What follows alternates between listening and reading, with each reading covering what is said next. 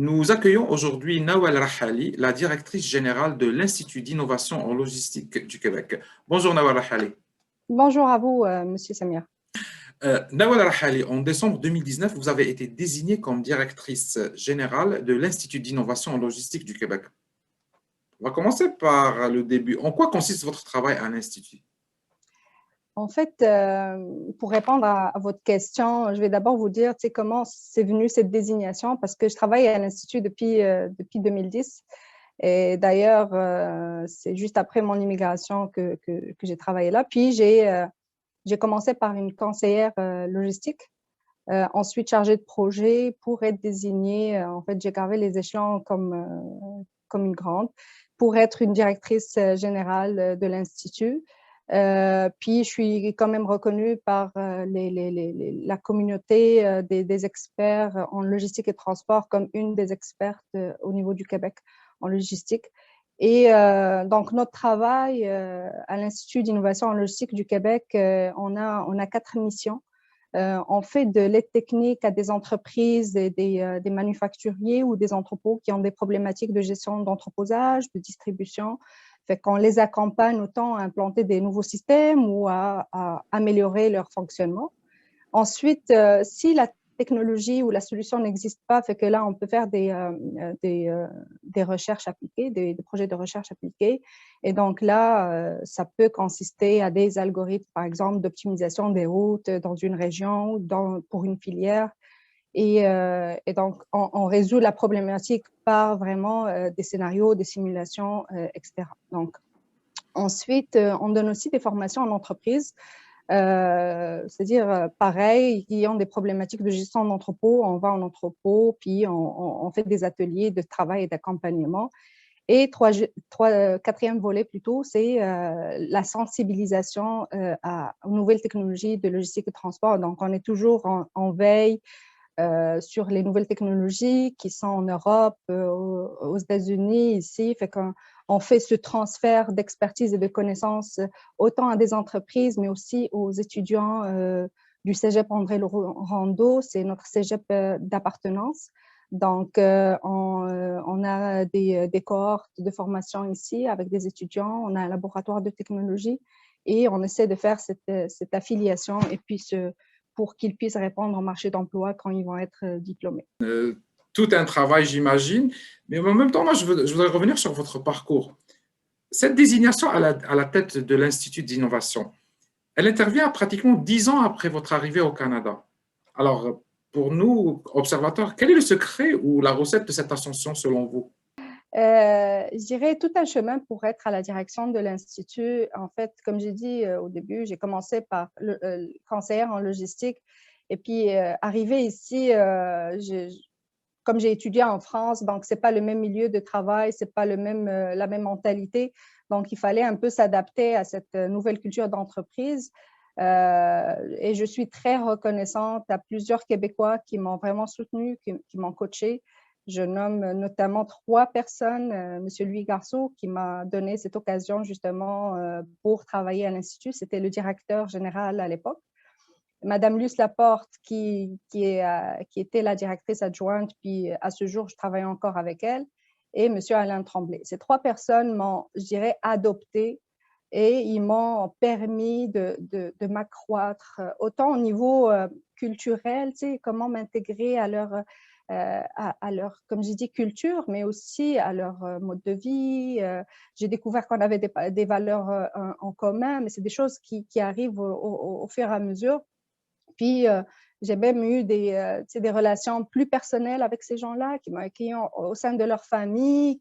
Fait que, cette intégration, moi, que je trouve très, très importante, mais ça part d'une confiance entre les 2 parties et aussi, ils nous mettent quand même à l'épreuve. Tu sais, quand on arrive avec un bagage, mais des fois, puis j'en parlerai plus tard, on est surqualifié, on a des compétences. Fait que comment les mettre en valeur, comment les adapter sans trop exagérer, donc être dans le milieu. Donc, tu sais, j'ai eu un petit moment d'intégration, de coaching, puis quand ils ont découvert mes capacités, c'est là que les portes sont ouvertes. Donc là, c'est l'illimité. J'étais en route, disons, à travers tout le Québec, à faire des missions un peu partout, Chaudière-Appalaches, en Estrie. J'allais à Sherbrooke 2-3 fois par semaine pour travailler au centre hospitalier de Sherbrooke, pour faire des projets. J'étais partout et j'étais tellement ravie de cette richesse parce que ça m'a permis autant de parler le dialecte de certaines régions, des régions qui n'ont jamais connu des Arabes, qui n'ont jamais vu des Arabes. Fait que, j'arrivais là, puis c'était tellement impressionnant. J'ai même été baptisée Noëlla par une des clientes parce qu'elle n'arrivait pas à dire mon nom. Fait que, c'est cute, là, comme on dit, là, mais j'ai beaucoup apprécié. Donc, à travers cette expérience de cancer en logistique, chargée de projet, j'avais des équipes et par la suite, nomination à la direction générale. Nawara Hali, pendant tout ce parcours, vous aviez à relever certains défis en tant qu'immigrante et en tant que femme immigrante. Pouvez-vous nous en parler un peu? Tout à fait. Bon, parler d'immigration, d'intégration, ça c'est correct, mais pour s'intégrer, il faut avoir de la valeur ajoutée pour ce pays, donc il faut trouver un emploi. C'est ça la difficulté que moi j'ai rencontrée au début, c'est que premièrement, je dépose des CV, puis il n'y a pas de réponse. Puis je me dis, bon, c'est pas grave, parce que ma première année que j'étais ici, je terminais en même temps mon doctorat. Donc, pour moi, c'était pour connaître le marché. Ensuite, je passais des entrevues pour certains postes et je ne demandais pas des postes à haut niveau. Je demandais quand même des postes juste pour m'intégrer, parce que généralement, on nous demande une expérience au Canada, une expérience professionnelle. Fait qu'il faut commencer quelque part, même en bas d'échelle, 10 ans, mais il faut commencer quelque part. Fait que j'ai postulé pour des postes qui sont comme plus bas que mon niveau, mais c'était correct pour moi, il n'y a pas de problème. Donc, quand j'ai passé l'entrevue, je n'étais pas acceptée. Puis je me disais, c'est là où on est un peu comme confronté à la réalité. On nous dit, parce que j'ai demandé plusieurs fois, mais pourquoi ce refus? Là, c'était, vous êtes surqualifié. Mais pour moi, là, j'accepte de travailler pourtant pour ce poste. Je suis surqualifiée, c'est bon pour vous. Pour moi, dans ma perception à l'époque, mais plus tard, j'ai compris une autre chose. Mais à l'époque, je me disais, mais le pays fait venir justement des compétences, des gens qualifiés. Mais s'il n'y a pas de marché d'emploi pour ces gens qualifiés, comment les intégrer, comment en profiter au niveau économique? C'est vraiment une richesse qu'on a au pays et qu'on n'en profite pas. Donc, c'est là que je me suis dit, OK, ces difficultés, il faut les contourner. Je ne vais pas toujours postuler à des offres qui sont sur le marché. Je vais contourner un peu le système, mais dans le système, c'est-à-dire la démarche intelligente, c'est d'aller voir qu'est-ce qui se fait dans le marché au niveau des centres de recherche. Parce que comme je faisais un doctorat, que je voulais voir ma thématique de doctorat, qu'est-ce qui est fait ici? Faire un peu de veille, un peu de benchmark, voir qu'est-ce qu'ils ont réalisé. Et c'est là que j'ai découvert qu'il y avait des failles. Ce que j'étudiais en France était tellement avancé par rapport à ici au Québec quand je suis arrivée. Donc, ils étaient à des dizaines d'années de retard au niveau technologique. Fait que je travaille sur la traçabilité, by the way. Fait que les systèmes de traçabilité, à l'époque, n'existaient pas trop, ou il y avait juste des systèmes d'information, mais qui ne faisaient pas de la traçabilité, et il y avait un gros besoin. Et là, ce que j'ai fait, c'est que j'ai commencé à frapper les portes, puis à aller voir juste les centres de recherche des entreprises, des instituts, juste pour discuter. Ce n'était pas pour proposer mes services, ce n'était pas pour demander un emploi, c'était pour ma connaissance générale, puis voir où est-ce qu'ils sont rendus. Et c'est là que j'ai rencontré justement M. Louis Garceau, qui était l'ancien directeur de l'Institut. Je suis venue juste parce que j'ai vu qu'ils avaient un site web sur En route vers la traçabilité. Je dis, oh, wow, c'est pile poil dans mon domaine d'expertise. Exact. Je vais aller les voir. Je viens le voir, puis là, il me dit, Nawal, je ne te laisse pas partir. Je fais comme, voyons quoi. Il me dit, reste 5 minutes, je reviens. Il a quitté, je me rappelle tellement, là, puis il revient, il me dit, j'ai une offre pour toi pour tout de suite, mais ce n'est pas quelque chose à ton niveau, je suis désolée, mais je te promets, je te crée un poste pour toi dans 2 mois. Et Est-ce que c'est la chance? Est-ce que c'est votre la profil, je pense démarche? votre profil. Mon profil était intéressant, puis il y avait un manque, mais le manque n'était pas soulevé dans le marché. Tu sais, c'est ça, c'est pour ça que je dis aux gens, ne vous limitez pas aux offres d'emploi qui sortent, parce que là, tu sais, tout le monde postule, et surtout à Montréal, c'est très saturé. Donc, il faut sortir un peu des sentiers, puis chercher de différentes manières et se créer un réseau professionnel. Ça, c'est important.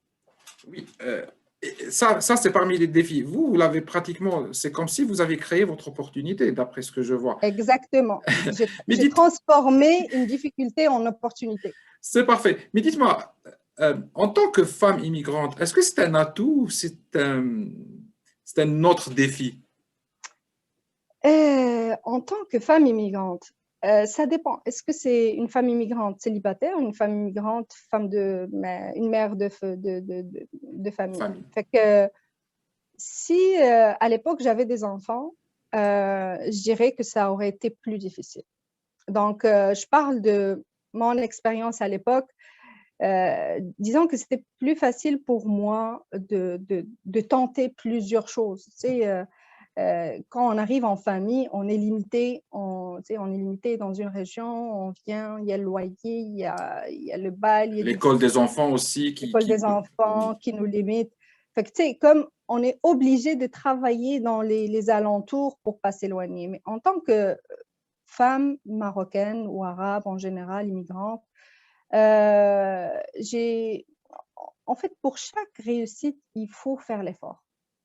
Si on ne fait pas l'effort, il n'y a pas de résultat. Donc, moi, j'ai fait l'effort, vraiment, je me suis battue corps et âme, disons, mais parce que j'avais une stratégie. Donc, il faut avoir une vision, puis il ne faut pas avoir déjà la barre très haute dès le début. Il faut commencer quelque part, puis définir la démarche et les étapes. Se dire, OK, moi, ma vision dans 10 ans, être la directrice générale. Mais au début, tu sais, on se dit, oh, ça se peut pas, on est dans un pays où c'est plus des Québécois, c'est plus masculin, c'est plus. Mais vous savez quoi? Dans mon équipe, on est plus des femmes que des hommes. C'est pas par choix, c'est par compétence. Et j'ai dans mon équipe, j'ai des Tunisiens, j'ai Mexicains, Vénézuéliens, j'ai Français, Suisses, en plus des Québécois. Et quand j'étais venue au Cégep, à l'Institut à l'époque, il n'y avait pas cette mentalité d'accueillir des immigrants. En pré-entrevue avec vous, j'ai su que vous aviez deux filles. Donc, par rapport aux défis que vous avez eus, pensez-vous que ces défis seront les mêmes pour vos filles ou c'est vraiment toute une autre réalité? Je dirais que avec mes filles, puis l'intégration est plus facile parce que de toute façon, au CPE, parce que j'ai deux filles de très jeune âge, de 4 et 6 ans. Fait qu'au CPE, ils étaient 100% intégrés avec des Québécois. C'est pas par choix, mais c'est le CPE où il y avait C'est la vraiment, réalité. c'est la Exactement. réalité. Ensuite, maintenant à l'école, ils sont vraiment bien intégrés. Ils parlent de culture québécoise. Ça fait partie de leur ADN maintenant. Maintenant, le défi, c'est le contraire. C'est comment amener le marocain dans leur cœur. Tu sais, comment amener la culture religieuse, la culture. C'est l'intégration à l'inverse. Ah oui, oui, je comprends. Mais les défis pour mes enfants en particulier, par expérience, je trouve que ce sera plus facile pour accéder à l'emploi, ce sera plus facile de progresser, d'évoluer, parce que aussi ici, la culture qu'on a appris que ça ne faisait pas partie de notre apprentissage, nous, au Maroc, mais c'est une culture ouverte. Fait que la discussion, la communication avec les enfants, peut-être c'est un peu différent de ce qu'on a vécu, comment on était éduqués. Fait qu'il y a plus de partage. Ma fille, elle a 6 ans, elle parle de politique, elle a suivi les élections de Joe Biden, tu sais, parce que l'environnement le permet. À l'école, ils leur disent, est-ce que vous avez voté, tu sais, est-ce que vous avez fait votre devoir citoyen? Ça fait partie, alors que nous, tu sais, je me rappelle au Maroc, les élections, peut-être quand j'étais rendue adulte, là, que j'ai su qu'il y avait des élections que je pouvais aller, mais j'ai jamais suivi tu sais, C'est une autre réalité, certainement. exactement.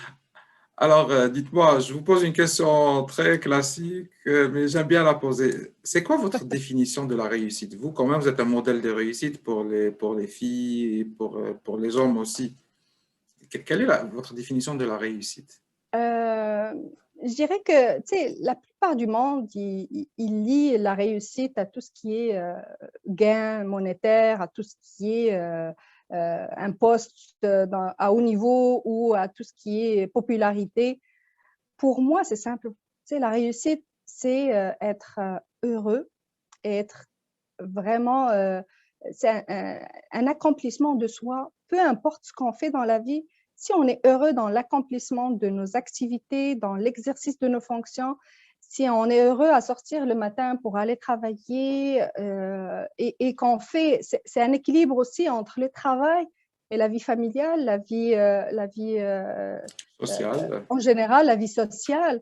Puis cet équilibre qui est important, c'est pas vraiment atteindre des hauts niveaux. Je peux faire n'importe quel métier et puis réussir. C'est ça la réussite pour moi. C'est pas vraiment être la directrice générale, toucher un salaire de X dollars là, mais vraiment je viens chaque matin. By the way, on n'a pas de, on vient encore au bureau parce qu'on est service essentiel. Donc, chaque matin, je viens au bureau, je suis motivée, je me donne à fond, je travaille même la nuit, mais parce que j'aime ce que je fais. Tu sais, on se donne à fond parce qu'on aime, puis on veut être une valeur ajoutée pour, comme j'ai dit, le pays qui nous a accueillis, mais même pour soi, tu sais, un accomplissement de soi, autant par les diplômes qu'on a réalisés, mais si on a, tu sais, avoir des diplômes, c'est pas ça la réussite. Oui, on a réussi, mais c'est une partie, c'est des étapes dans la vie. On fixe des objectifs, puis ça commence par s'éduquer, ça commence par apprendre. Et puis, il faut pas oublier que il faut avoir l'esprit ouvert. Tu sais, il faut accueillir les cultures des autres, il faut accueillir les critiques, puis il faut accueillir même les défaites, parce que c'est grâce à ces défaites qu'on progresse. C'est sûr on va se blesser, mais on va analyser, on va dire, OK, on va se mettre debout plus fort qu'on était. Ce Je qui ne pense me que c'est tue pas me rend fort, finalement. exactement, tu sais, la personnalité se forge, puis la réussite vient à travers toutes ces multiples réalisations, multiples objectifs atteints, et c'est là qu'on récolte par la suite le fruit de nos efforts. Merci beaucoup, Nawal Rahali. Je rappelle que vous êtes la directrice de l'Institut d'innovation en logistique du Québec. Merci beaucoup pour votre participation. Merci beaucoup, merci pour l'invitation.